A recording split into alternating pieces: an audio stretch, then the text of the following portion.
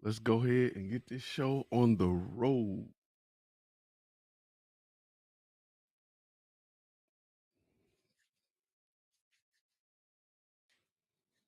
Make sure you guys go ahead and hit that like button for me real quick as we get this show on the road. Let's make sure we are streaming everywhere we're supposed to be streaming. I'm not even in the right chair. Yeah, I'm in the right chair. Let's do this. What's going on, everybody? Today we got a little bit of important stuff to get into. We'll give the room a little time to go ahead and pop on.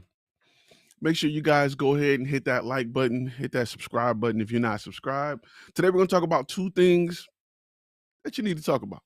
One, you kind of don't need to talk about, you need to hear about. The other is what we need to talk about. First thing is the FX6, the Sony FX6. We're going to talk about that. And how much have you dedicated to getting the most out of your gear? I've come up with a ratio, and we're going to talk about that ratio. But first things first, we got to go ahead and run this intro, and we got to get this thing going. Let's do that.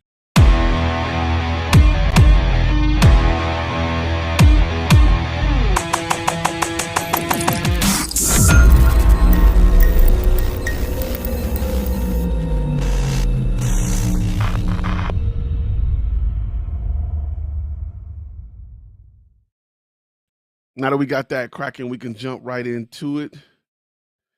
Let's go ahead and do this thing. Let's talk about the FX6 real quick, because Sony announced the new FX6 this morning, and it is exactly what I said it was going to be. An A7S III with built-in XLR ports, a built-in ND filter, which is variable, which is great. There's no IBIS because it's a cinema camera, and people don't want IBIS on cinema cameras. Somebody said, you said I get the iPhone. I sure did. Great camera. And it's pretty much an A7S III. Like I got two A7S3s on back order, and I was thinking, like, am I gonna buy the FX6? Like, am I gonna switch? No, I'm not, because the A7S III is more portable. It's smaller. I got the adapter so I can put XLR ports. And I wasn't crazy. I had the FS5. I liked the FS5 at the time. I was never crazy about the form factor. I'd much rather shoot with the mirrorless camera than the FS5. So the FX6, once you take all the handles and everything off, you have no audio. So when you put it on a gimbal, you're jacked. I don't know what Sony was thinking with that, but it proves my point that the A7S III is still better than the C70. So with the FX6, Sony's giving you a full frame camera with the ability to output RAW with great low light. That alone beats the C70. C70 give you a little more dynamic range. I'm not taking that away. And the RF mount, which means you get a full frame like picture with the adapter, but it's just not the same. It's not the same. All right. Now that we got that out of the way, because it's not really, go look in YouTube. All your favorite YouTubers happen to have a video up at the time of launch. We got a video where I talk about that. So if you want to hear the same talking points from everybody, you definitely want to go ahead and do that. Let me throw this graphic on the screen, because we're running a special this week where if you purchase the 5 key steps for creating an effective portfolio that converts at the full price, we will give you a half-hour coaching session to kind of get things going, help you get going in the right direction, because that's some feedback I've heard with a lot of people who don't know where to start. Even when they read the course, they still have, or even when they take the course, they may have questions about what to start on, or just questions that are specialized to who they are. And we want to help with that. Next week is kind of a week where just have more free time. So we're running this week only. That way we can schedule some calls for next week and get people going. All right. Now that we got that out of the way, and we can chop it up with you for a minute, I'll leave that on the screen for a minute. Give some people some time to pop in. Let's talk about gear and how much are you really spending? How much are you dedicating to getting the most out of your gear? So I'm gonna ask people, everybody in the chat room, everybody up in here, up in this thing, go ahead and just post a ballpark figure of how much you feel like you've spent on gear. in the last 5 years? Let's just say in the last 5 years, how much do you feel like you spent on gear and gear alone? I'm talking about bags, tripods, cameras, lenses. Just give me a ballpark figure. I'm just curious to know. I would love to know what other people's number is, and I want to make sure I'm not the only one that got this crazy number. Uh, I just want to make sure I'm not the only one because I want to kind of point something out. I want to kind of look at something when it comes to the amount that we've spent on gear and, kind of dig down in the idea of, are we hurting ourselves right now? Or are we helping ourselves? So I'll give people a few seconds to pop that. Oh, 10,000, about 35K. I'm about there with you. About 5,000. Them some good numbers. I don't feel as bad. So 5 to 7 in the past year. Yep. Way too much. So some of that was paid affiliate by your YouTube channel, paid for by affiliate links on YouTube. Ain't nothing wrong with that. Too much. Embarrassed to say. Okay, so everybody's spending a good amount. Let me ask you a question though. How much of that have you spent on tools and training to help get the most out of your content? Like what percentage of that? And when I say tools and training, I mean not just courses, not courses, but I mean not only courses, but books on how to, grow the business. Things like light meters, X-Rite charts, things like that, calibrated monitors. What percentage have you spent on that? Spent about 40K in 3 years. My number that makes me feel better because my number is absolutely ridiculous. It's absolutely ridiculous. I probably spent that on Amazon this year, but we'll talk about that later. Enough about me. This ain't about me. Okay, this ain't about my problems. 10%. Michael say 10% on light meters, color checkers, calibrated monitors, books, courses. What percent have you all spent? 20% on education. Try to get my education as cheap as possible. I spent hundreds of hours learning, but probably a few thousand in education. I'm gonna tell you why you should change that. Like for me, my motto is 3 to 1, right? Easily 150. That's where it should be. It should be 3 to 1. You should be spending 3 to 1. It's funny because we won't cut corners on cameras and lenses, but we'll cut corner on education. Often we feel like YouTube version is enough, and YouTube version is not enough. I'm gonna tell you what scares me about learning on YouTube. And one time I sat and watched this 13-year-old kid show me some stuff on Photoshop, and then I paid to go into a class from Adobe. And I realized I spent 20 minutes trying to learn how to do something there was a keyboard shortcut for. That was just like bloop bloop, and I learned it. So often when you jump on people's tutorials that are online, that are YouTube, you're probably going to pick up their habits. I like to get professional courses. I personally have been investing in paid courses, and I'm talking about like lynda.com or which is now LinkedIn Learning is one of my favorite places to go to learn about the camera side of things, just to get, I wanted to learn better lighting. I wanted to get more cinematic lighting. And that's exactly what I said, Red Base. Picking up, yep. I wanted to learn more about lighting. I wanted to get more cinematic lighting. I wanted to just be better at it, at understanding lighting, at seeing lighting, at diffusing light. I wanted to be better at this. So I invested in places where I could learn more about how to diffuse light, how to make light look more realistic, how to just have a better image. And one thing that I've learned is in anybody who has experience in lighting or anybody that is a professional cinematographer can tell you this: the camera don't matter. The camera is 10% of how you got your picture. I can literally shoot some stuff on an iPhone that'll blow people away. How do I feel about Skillshare? I don't have a lot of experience with Skillshare. I am so I'm 50-50 on sites that let anybody upload courses. Like Udemy, because I've had some courses that wasn't the best on Udemy. So, however, I do like the fact that they have a review system so people can review it. I took a course a while back. It was on lighting for commercial lighting or something like that, lighting for movies or something like that. However, I did have a course on Udemy. Yes, this is live.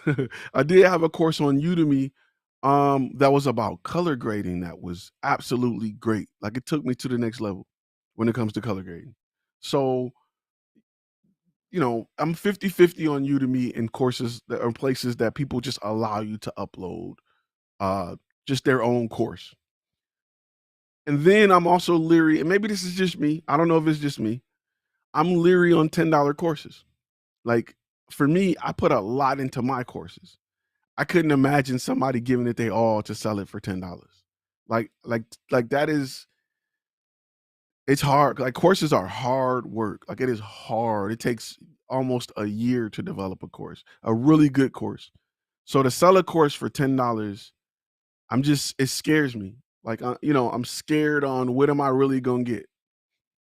So I like Jay Crawford says, what do I suggest? I like LinkedIn Learning, which was lynda.com. To me, that's one of the best bangs for per buck that you can get when it comes to um, getting great courses that are taught by industry leading instructors. So that's what I like. Sorry if you have audio out of sync, make sure you hit that try to refresh it. I'm streaming to 3 different platforms. I'm on Facebook, YouTube. I'm everywhere right now. That could just be, YouTube where my sound effect at. Anyway, so I'm big on making sure that you do more than just gear because we're quick to spend money on gear. We're quick to spend $2,500 on the 70-200. Don't read the manual. Don't even use the case. We throw it on the camera. Most people don't even know. Like on your 70-200, you have image stabilization switches, usually 2 to 3. Most people I know have never clicked them. They don't know nothing about them.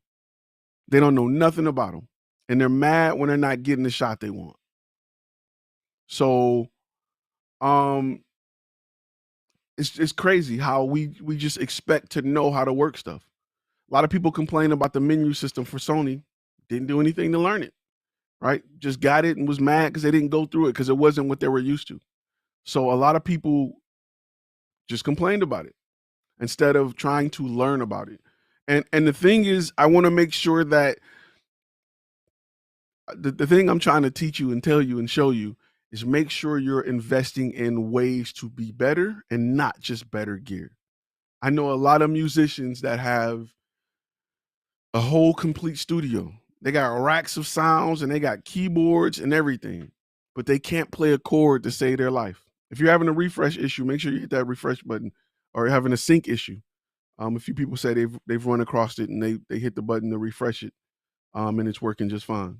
So if the audio is out of sync, make sure you hit that refresh. Black Magic Media said it just went through that. So it's very important that you invest in tools. How many of you guys own light meters? That's what I want to know. How many of you guys that are in photography and videography own a light meter? If you own a light meter, just put LM in the chat box. I'd love to know who has a light meter, who has tools to help you get proper exposure other than what the camera gives you, other than trying to use false colors, other than trying to use the exposure or histogram feature. Who owns light meters? That's correct. Media Smith said this is the issue with a lot of folks. They don't want to invest their money and or time to learn and set up their game to improve themselves. Yep. Am I familiar with Carl Taylor Education? I am not. Okay, so we got 3 people that own light. Get a light meter. Don't before you go out and get the new Sigma, go get a light meter. Go get something to help you better understand the correct light temperature that your camera should be on. Like those are things that will take your quality to the next level. Go get it before you go and buy a new camera body, before you buy a new lens, new bag, new tripod, a new set of LUTs. Because a lot of people were just, blood hungry, go buy a light meter. A light meter was one of the best investments I've ever made. And it's helped my video look more. A lot of people say they want your stuff looking cinematic and more film. A light meter will definitely help with that. And it'll help you have the ability to measure what you're doing so you can replicate it. That's very important. When you can measure what you're doing, you can replicate it and improve on it. If you just set up the light a certain way and you don't know how you got there, you can't improve on it. And I'm gonna tell you, as a amateur, and I've said this story before, as a amateur, my mindset as a photographer was to go there and take a bunch of pictures and then see what I got. Oh, that's nice. That's dope. You see what I got? My mindset as a professional is walking into the building, understanding the lighting scheme that I'm going to set up. I'm gonna take it and then I'm out. I'm way more efficient. I'm not hoping and praying that I leave with a good shot. I know exactly what I'm coming to do. That to me is the point where you go from a amateur to a professional. An amateur is just moving lights around. He's illuminating the area. And I literally used to do this. I literally used to bring enough lights to make the area bright enough so that I can capture an image or video without using a high ISO. I literally thought that was what lights were for. Literally. And it's a lot of you that are like, what do you mean? That's what I'm doing now. I'm adding enough light to the subject so that my camera can properly see them. That is not what you should be doing. Yes, I was a 25 Victor in the military, Blake. Yep. Signal Corps. You can talk about us, but you can't talk without us. So often as an amateur, I'm bringing a ton of big lights. I'm lighting up scenes. There's shadows behind people. I'm just running it like a sitcom. I'm just running it so that my cameras, which weren't really bad in low light, but I didn't want to shoot at ISO 1600. I wanted to shoot at ISO 800. I wanted to shoot at ISO 400. I would light it enough so that I can illuminate my subject. And it don't work like that. Like, you need to tell a story with your lighting. Your lighting needs to tell a story. Good looking out. Shazam, the iPad producer. He said, FlashFilm Academy, bro, you have the best channel on YouTube for the business. Thank you for your insight. Man, you know what? I'm going to touch on that real quick. Because in a previous life, I did a lot of producing. And the iPad is definitely the way to go. Anybody walking around with anything more than a laptop is just out of the game. So I'll give you a list of light meters. I'm gonna tell you the one that I have. Let me see if I can pull it up on Amazon. There is because I have one by Sakonic. I have an older one though. Here, the Speedmaster is actually a really good one. I'll post a link to the light meter. That way you guys can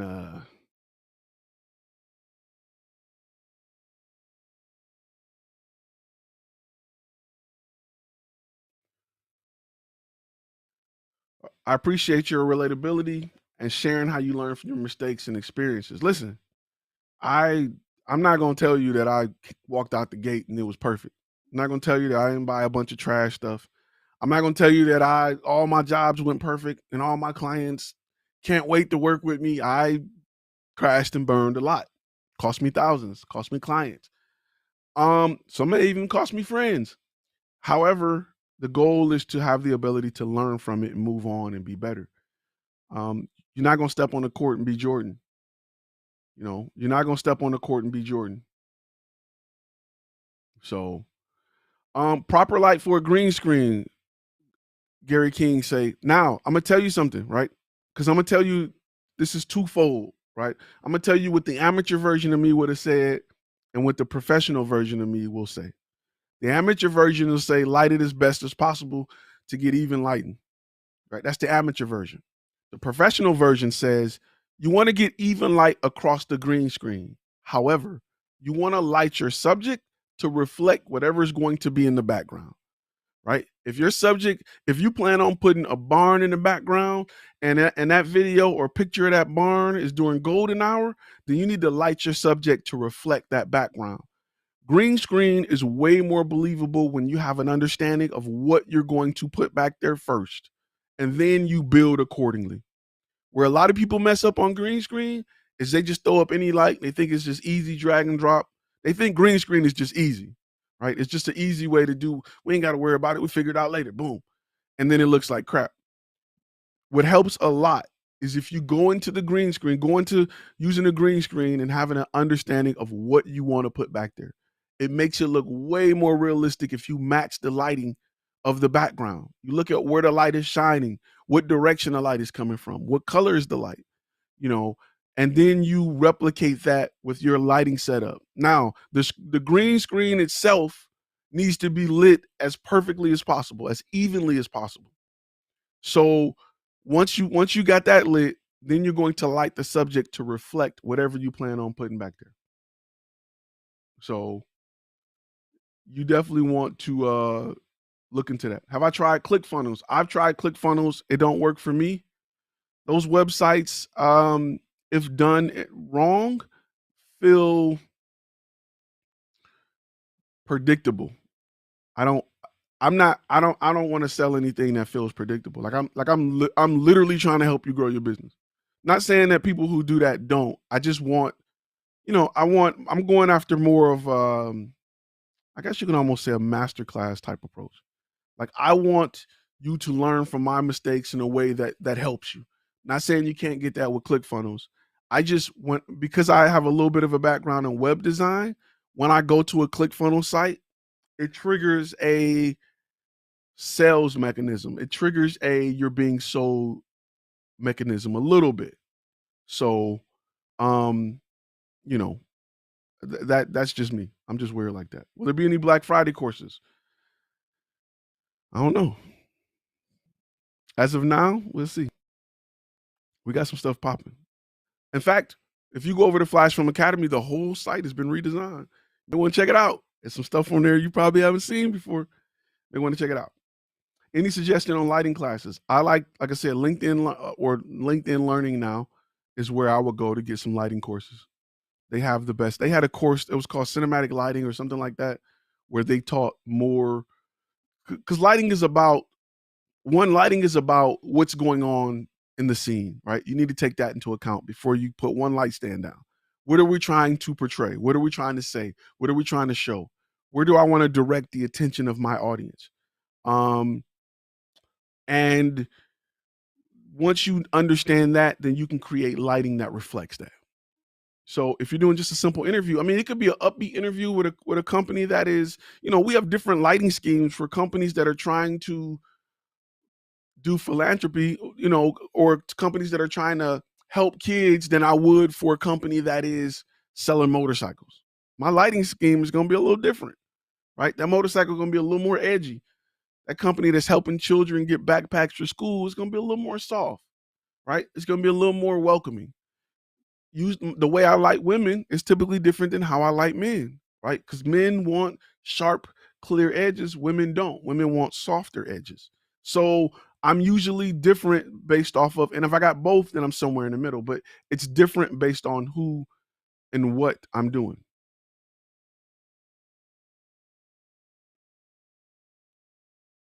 Good looking out, Media Smith, checking out the site. So one thing I want to talk about is just a few things.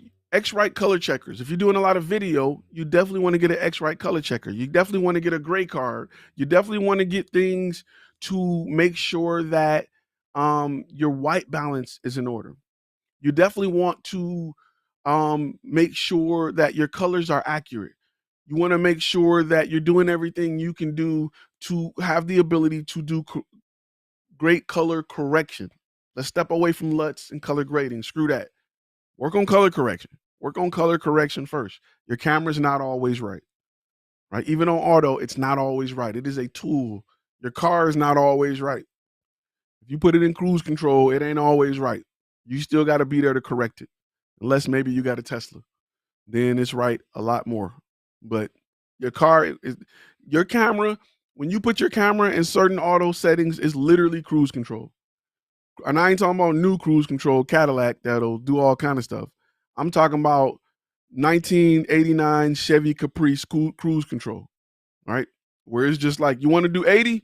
We doing 80. We just going to keep doing 80. We ain't steering. We ain't stopping. We ain't braking. We going to do 80.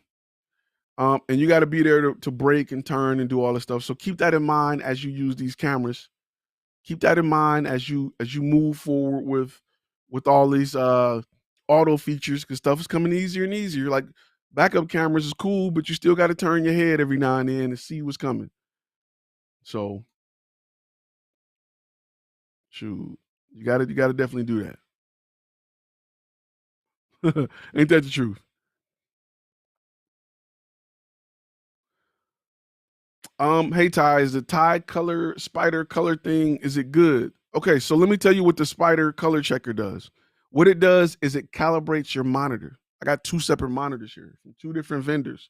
The colors aren't going to be the same, and they may not be accurate, right? What's red on your monitor may be a shade different on a different monitor. What that spider color checker does is check the colors of your monitor, and it calibrates your monitor to be the correct shade. Very important, because you could be color grading some stuff. You can be color grading it to death on your monitor, and you upload it to YouTube or you send it to a client and it's off, and you don't understand why. And your client's telling you, "Oh, this looks too red," and you're looking at it on your monitor like, "No, it don't." So you working and y'all just back and forth. I had a client, and I'll tell you a true story. I had a client where they would complain about color all the time, right? To the point where when I sent something, I showed up at their office. They was looking at the video on these old 2002 Dell Square monitors, and they sent it to 3-4 people in the office, and it looked like crap. And I'm like, watch it on your cell phone. They watch it on their cell phone. It looks good. Everybody monitor there was so old. Their monitor was 10 years old, and all the colors had faded. The monitors hadn't been calibrated, which doesn't matter because they're doing Microsoft Word all day, so it don't matter. They don't need accurate colors, and they couldn't see just how great the image was. And they're sending it from one person to another, and they're all agreeing that it looks like crap. So I had them look at it on their phone. I brought my iPad, and they were just blown away at the quality because they couldn't believe it.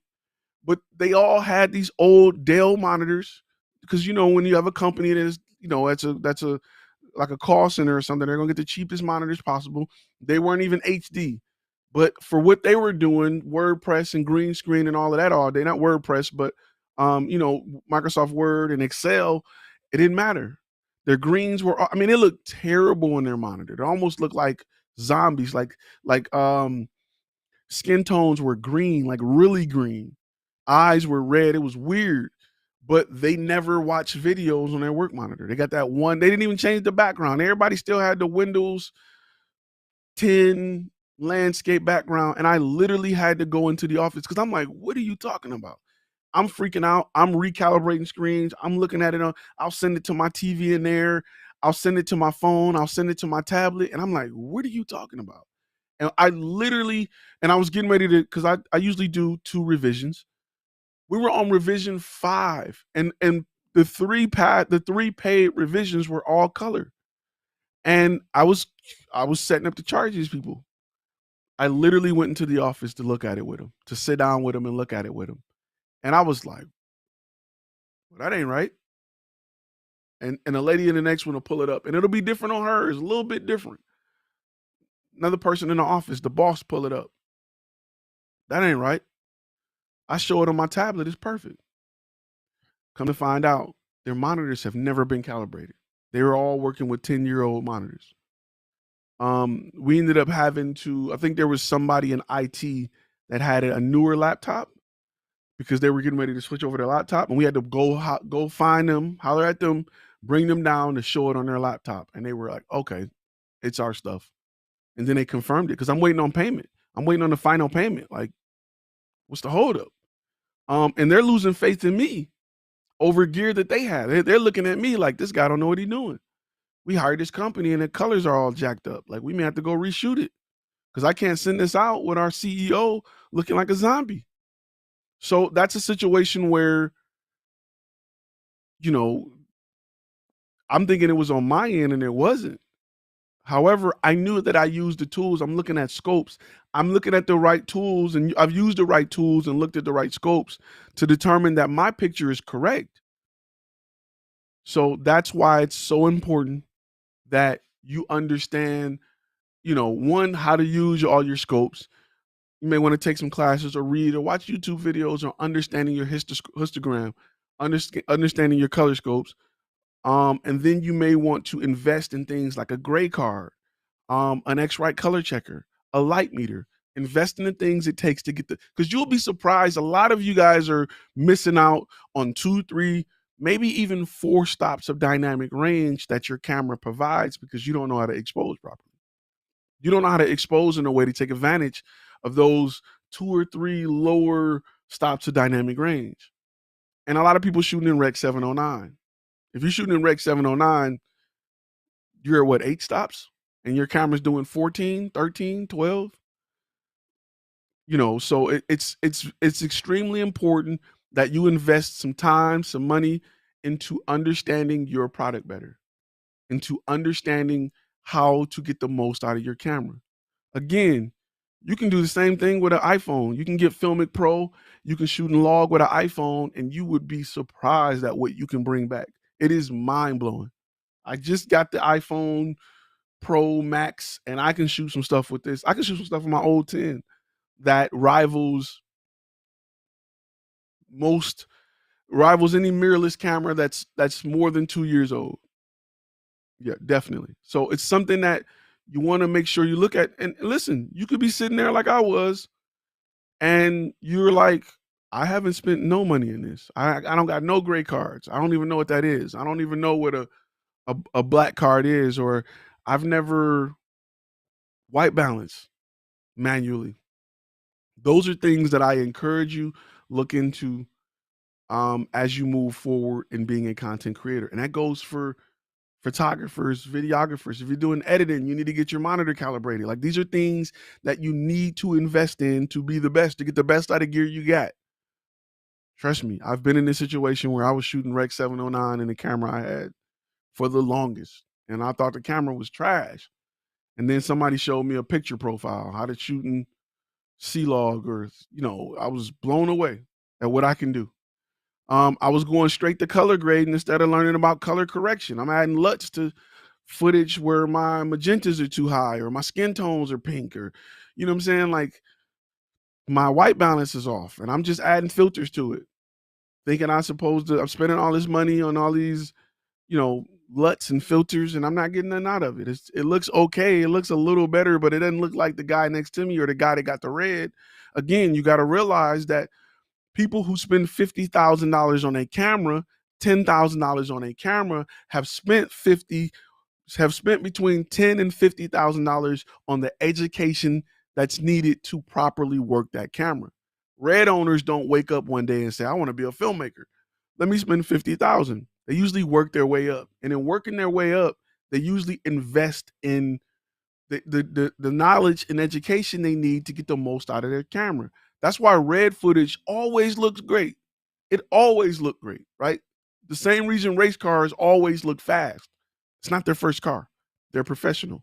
That car they're driving is a $300,000 car, and they've invested time and effort in being a race car driver. So yeah, they know how to hit that turn at 150. Race cars always look fast, no matter what. They can be parked, they look fast, because the drivers have invested time and money in being a race car driver. You, on the other hand, got a camera from Best Buy, you put it in auto, and you want to look fast. It don't work like that. You have to invest in the tools, the education you need in order to get the best image quality out of the gear you have. That's why when I have the debate about Canon guys who are pro Canon, and nothing wrong with it if that's your thing, and guys who use other cameras, and Canon's not giving you RAW, and people are like, you don't need RAW, it's overrated. What? So is 500 horsepower in a Corvette, but I still want it if I'm gonna pay $100,000 for the thing. Yeah, the speed limit's 75. Yeah, but my car still do 200. I want it if I'm gonna pay for it. I may have to use it one day. Like, there's no telling. You know what I mean? So if you are skilled enough to use it, then it means something to you. If not, then it don't. RAW means nothing if you don't understand color grading. A lot of people want RAW and they're not in the color grading. Yeah, you're right. You don't need RAW. Because it's not going to give you a better image. RAW doesn't give you a better image sitting next to ProRes. Doesn't give you a better image. Nope, that's not what RAW does. What RAW do is give you more flexibility to push and pull and get the most out of that image when it comes to color, when it comes to noise and things like that.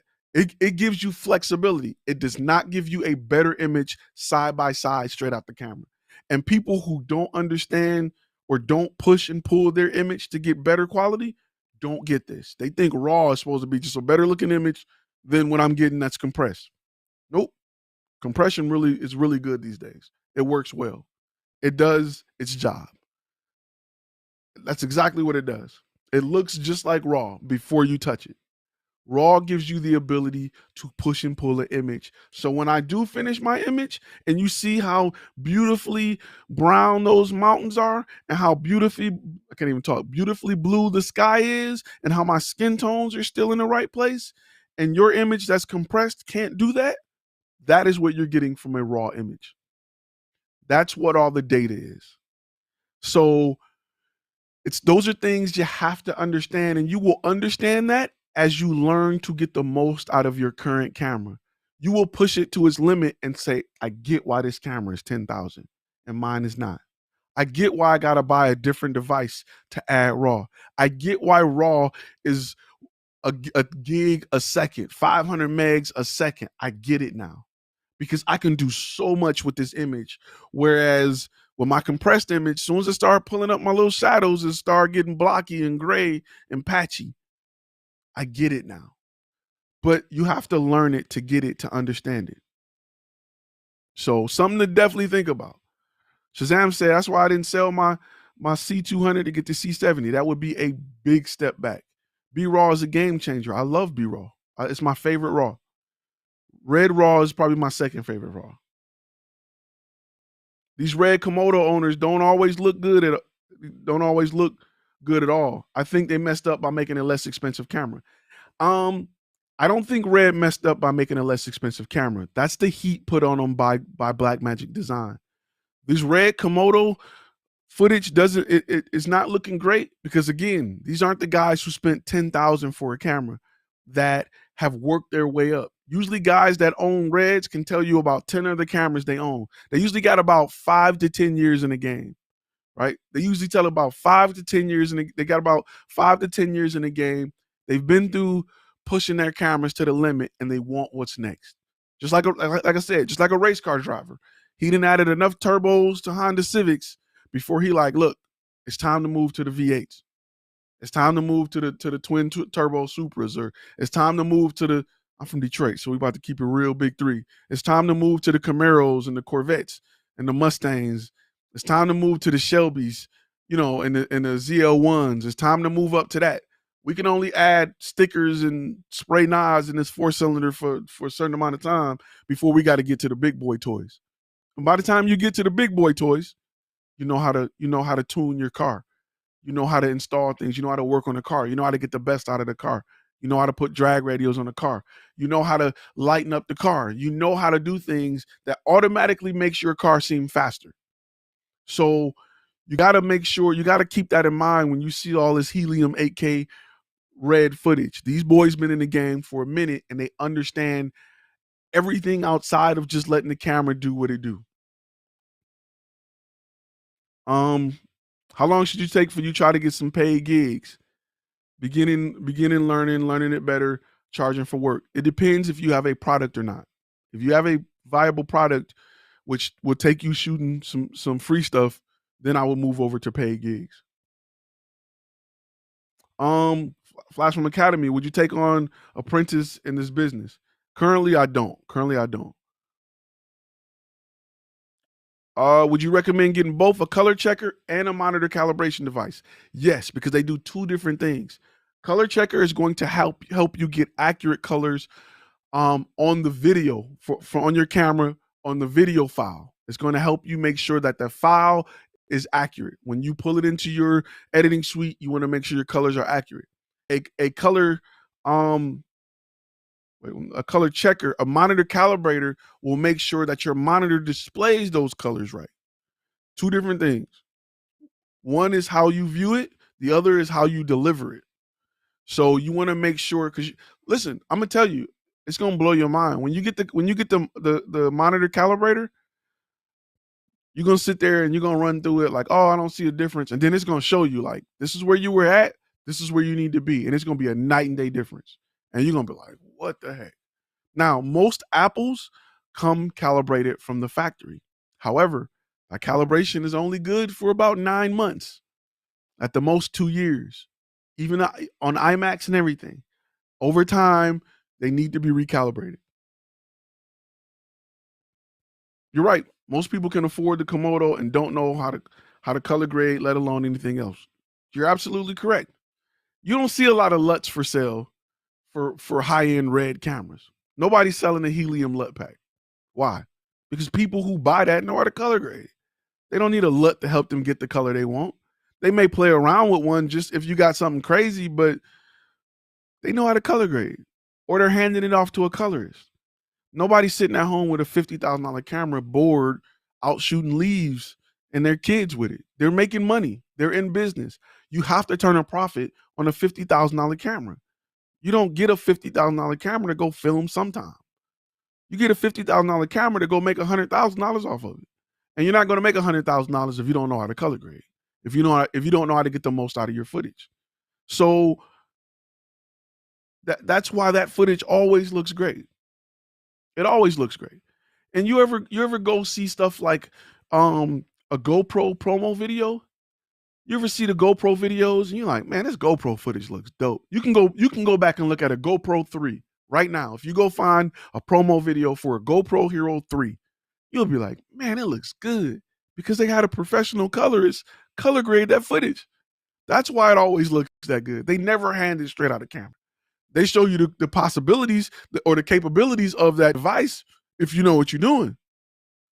That's why that footage always look perfect.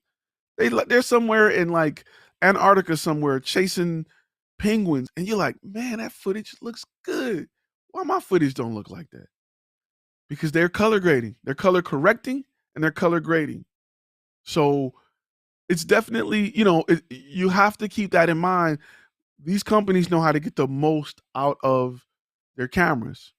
They never show you footage that hasn't been color corrected or graded. They're not lying to you about what the camera can do. They're lying to you about what you're capable of, or you're lying to yourself about what you're capable of, if you think that you're going to be able to produce that image without color correction and color grading.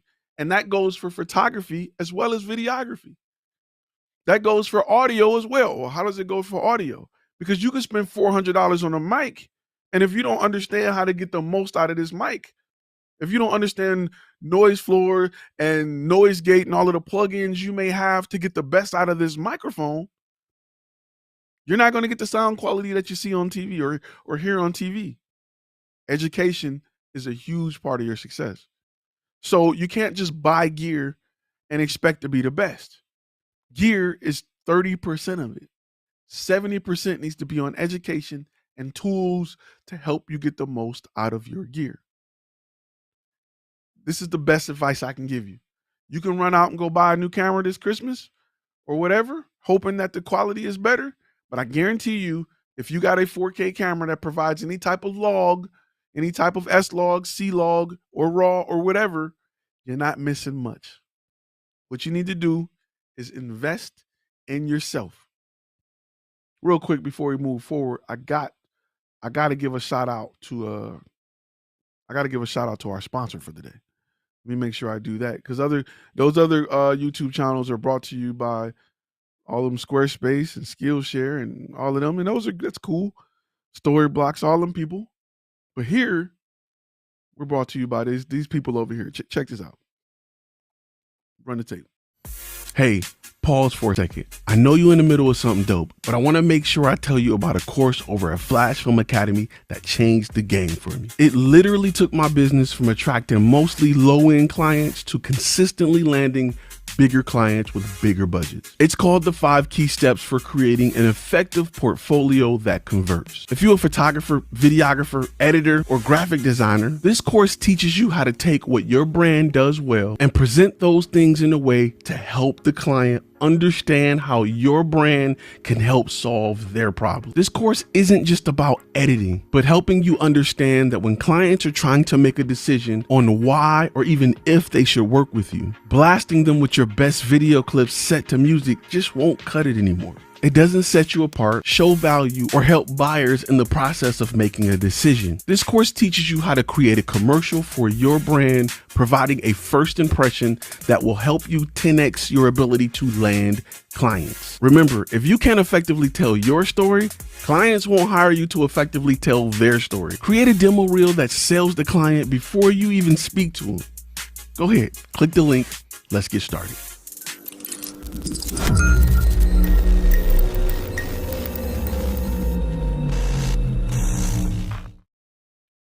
You know how Mario got a twin brother Wario? That's kind of how that works. A good monitor. A question that came in. Media Smith said, "What's a good monitor?" Wait, was that you to ask? What's a good monitor calibrator to buy? Okay, it's two ways you can go. You can get a monitor that's designed for color accuracy. A lot of the BENQ lineup is good monitors that are designed to work and come calibrated from the factory. Anything by Atomus, so your Ninja, all your Ninja owners and Infernos and whatever, they come pre-calibrated. However, no monitor stays calibrated. If you got a monitor that's over 90 days old, it probably needs to be calibrated. Most Apples come from the factory calibrated. Your Dells, your gaming monitors, they don't need color accuracy. They need to be close. They don't need to be 100%. Spider makes it's a company, it's called, let me see, SPYDER. If you look up Spider Color Calibration, they make multiple tools to calibrate monitors. They range from about $99 on up. So you definitely want to do that. Yeah, that sponsor is a good sponsor. My thing is this, look, and I'm just gonna be real with you. Good looking out on the super chat. Co-sponsored by a gold member. John, good looking out, man. Much love and appreciation. My thing is this, and like I said, I'm gonna keep it, as we say here in the hood, 100. If I can show you how to get that bag, you'll come back. If I can give you one tip that you can go turn into some money, you'll come back. We'll be the best of friends. I just want you to make some money. If you know how to take pictures and video, you should be. Okay, let me go down my spiel. Once again, everybody give a shout out to John. Good looking out on the super chat. Super chats has slowed down, but good looking out on the super chat, man. Let me explain something to you. There is no way you should have a camera and not be making a good amount of money. There is no way let me rephrase that. There is no way you should be a decent videographer, photographer, video editor, audio recorder in today's age, in today's economy, in today's world, and not have the ability to live comfortably. You shouldn't be. Companies need more content than you can possibly create. They need more and more, and it's not slowing down. There is no way you should have a camera. You should own a camera and have the ability to record somebody talking in front of a camera like this and edit it and put it out without bad audio or bad lighting and be worrying about how you're going to pay bills next month. Shouldn't happen. There's no way.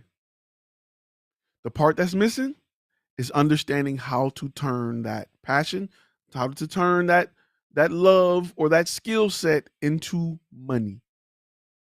That's it. That's the part that's missing. If you can figure that out, and I'm gonna help you figure that out, life will be great. That is all. If I had to sum up what FlashFilm Academy is about, that's it. Real estate agent approached me. Photos for $800,000 house, 350 square feet, home in Oregon, wants to pay $170 for the photo. Is that reasonable? How would you respond? That depends on a lot of things. Because just photos for it's not enough information to know how many photos, what type of photos, the square footage of a house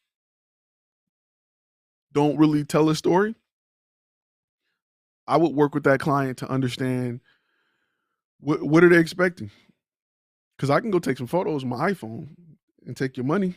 Are we lighting the rooms? Are we moving furniture around? Are we shooting twilight outdoor photos? Are we doing HDR photos? Like what?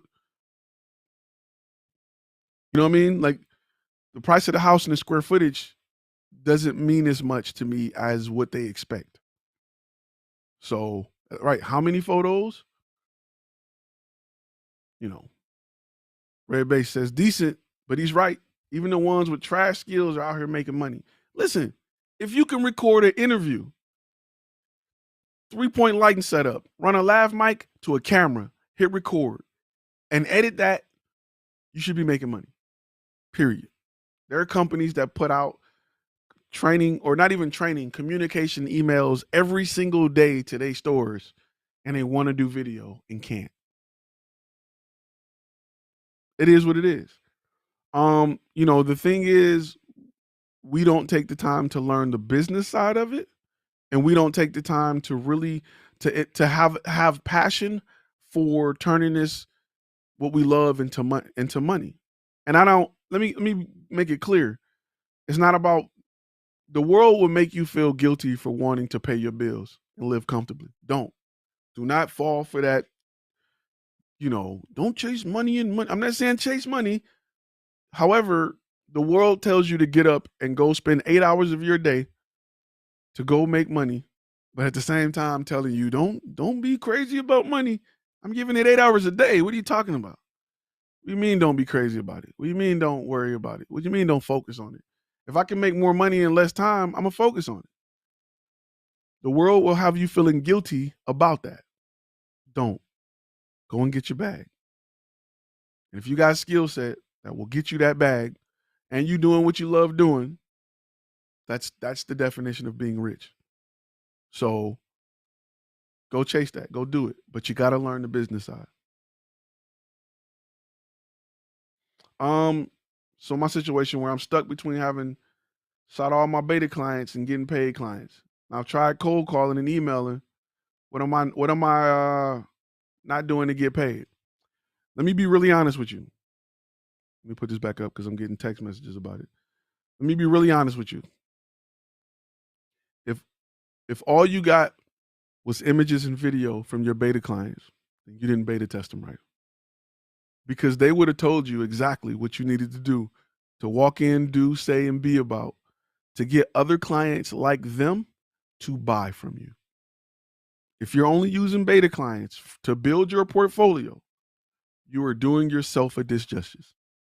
You're not doing it right.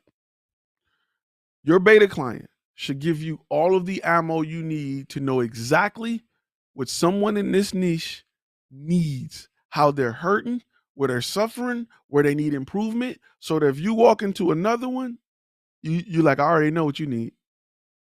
I already know what you want.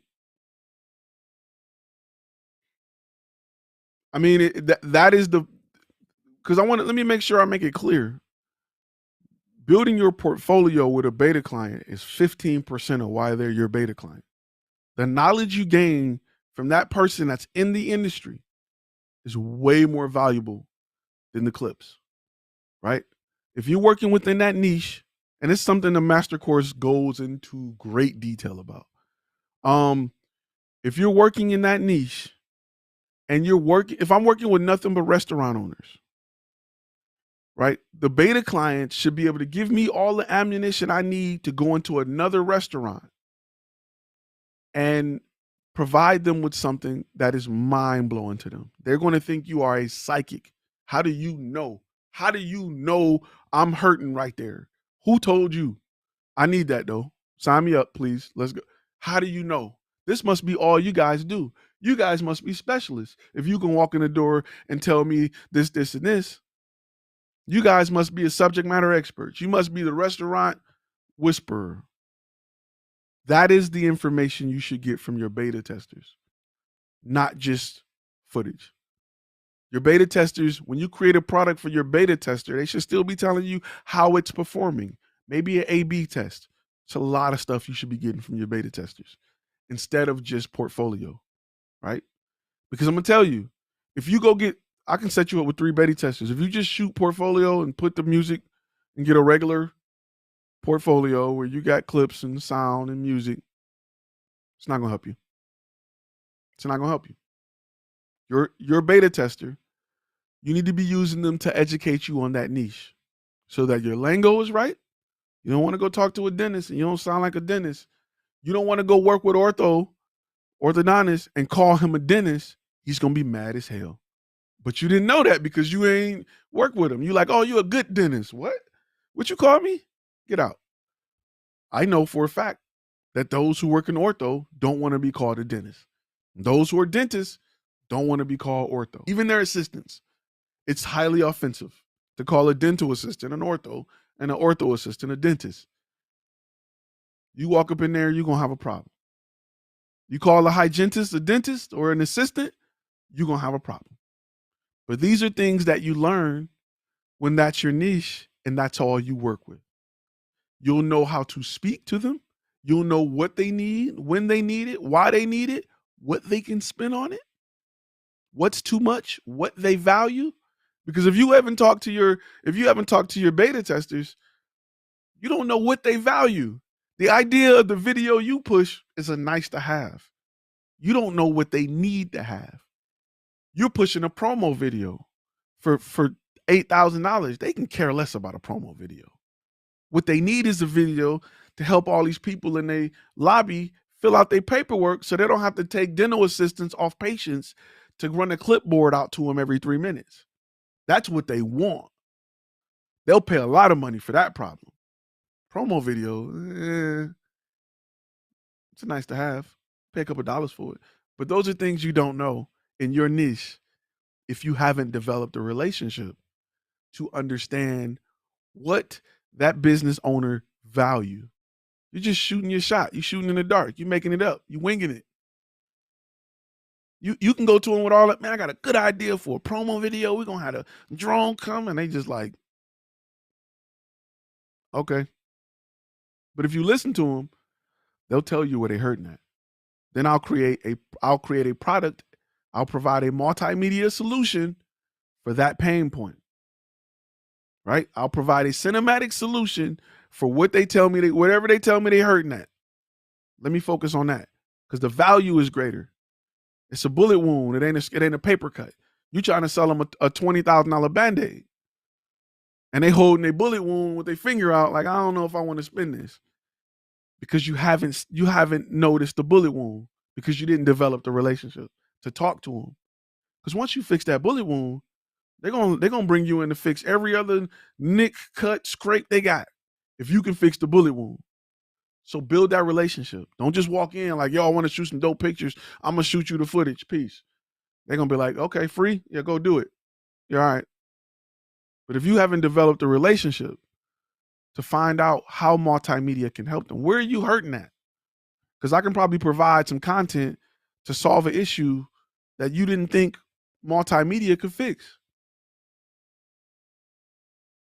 It's business owners right now that can't get more clients. They don't know the value of a video showing them wiping a freaking countertop, how valuable that is right now. To show somebody spraying something, just spray something and wipe, just spray and wipe. They don't know how valuable that is. You do. So that could be a pain point that they're having. Yep, you should know exactly what they want and sell them it. Blake, you never want to use your name. You never want to use your name in your business because clients will expect you to show up. They're going to be looking for Blake. Well, Blake may be 70 years old one day. Blake may not want to show up with that big old, by then it'll be cell phones, but Blake may not want to show up. Blake may need to send somebody in a shirt that got the company logo. So something to definitely think about. Come on with a business name.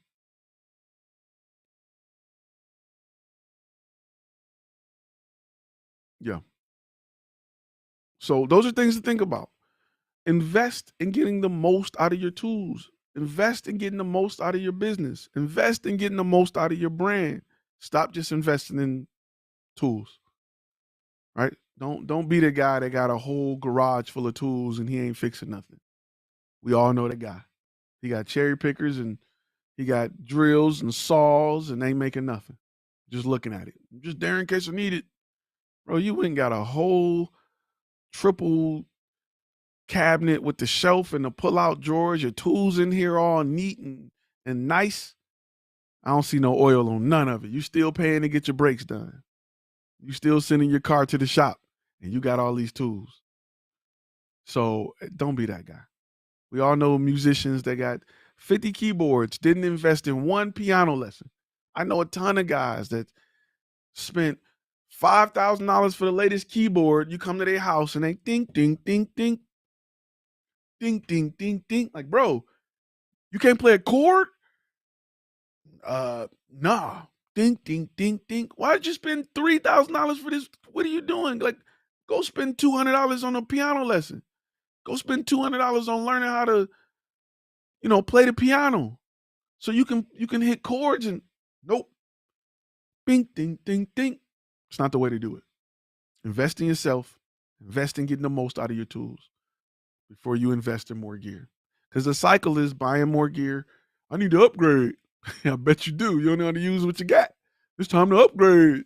It's time to, here goes Sony or Canon showing you this wonderful, beautiful, color graded, footage from the Himalayan mountains that they didn't spent, $20,000 and brought in 6 colorists to color grade.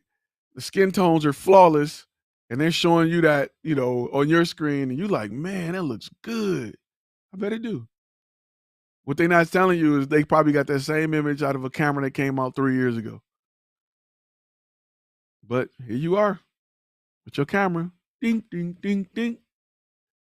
Ding, ding, ding, ding. You know what I'm saying? Like, it'd be like that. Like, I just want you to, like, realize, look around. Look, listen, it's not, look, I'm telling you this out of somebody who has been that guy. I'm not going to sit here and BS you and tell you I've never been Mr. Tink, Tink, Tink, Tink, Tink, Tink. I've been that guy. I have been him. Proud. Yeah. Ding, ding, ding, ding. That's hard, ain't it? You like that? Ding, ding, ding. How you feel? Whack. You got to grow, right? You got to grow. You got to do things. You got to build. You have to, got to take it to the next level. The next level ain't about gear. The next level is about you. Period. What you gonna do about it? Now, some of you are gonna go back and watch the next episode of P-Valley or whatever you watch. Some of you are going to find a course, you're gonna watch it, and you're gonna get better. What I like to do is during the Christmas or Thanksgiving break, I like to watch courses. I like to get better so I can hit 2021 hard.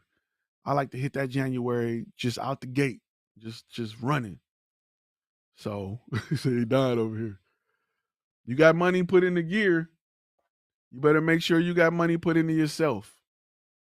Because this is the most important tool you got. It's better than any camera you will ever find. Or you can go buy a new C70 or whatever is coming out. But remember, when you upload that video and you put it on your website, and a client come to your website and they go to view your demo reel and they press play, you know what they're gonna see? Ding, ding, ding, ding.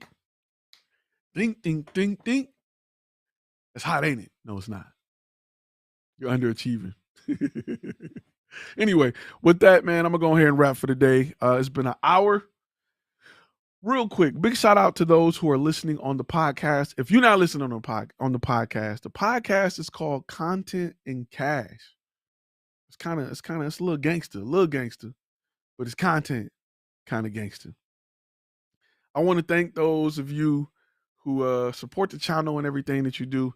Thursday, we got a real good gold member video. I'm gonna put that in the thing. Ding, ding, ding. I'm gonna put that in the what's the name. We got a real good gold member video coming up talking about referrals.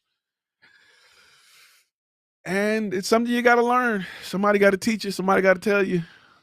I'm gonna be here to tell you. Why do you think photographers and videographers like to have competition mindset of gear? I like that question, so I'm gonna answer that before I go. What's a nice way of saying it? It's a pissing contest. Let's just be real. It's a pissing contest. You don't believe me? Look at your strap, right? Look at your camera strap. It got the whole name of your camera on it. People wear it proudly. Oh, this is a 5D Mark IV strap around my neck. Look at me. It's just, that's all it is. Guys are like that with gear, tools, everything. Guys are just like that. We just want to compete and battle in ways that wherever we can. We want bigger trucks. We want more stuff. And those who are in photography feel like they are successful because of the gear they can buy. A lot of people like, you see that back there? I got that, but they going to work to buy it. They taking out loans to buy it. They putting it on credit cards. They feel successful because they got that. I worked hard to get that camera, but that camera ain't paid for itself. Talk to me when you got a camera that's buying you your next camera. When you invest in yourself, your camera will buy you your next camera. Just is what it is. If your camera ain't buying new cameras,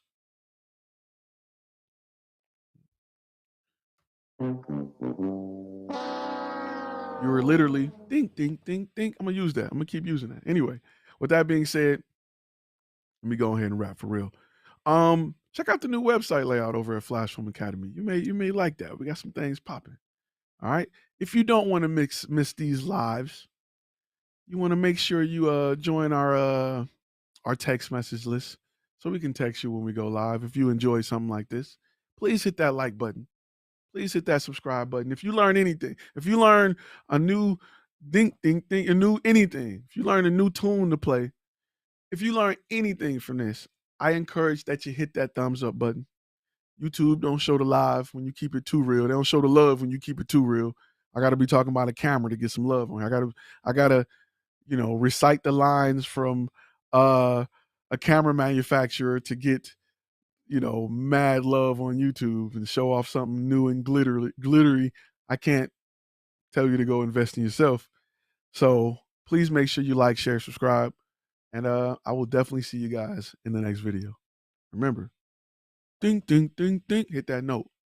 When you see me in the street, I just want you to be like, yo, ding, ding, ding, ding. No, don't do that because I'll be seeing people in public and I don't want somebody ding, ding. Anyway,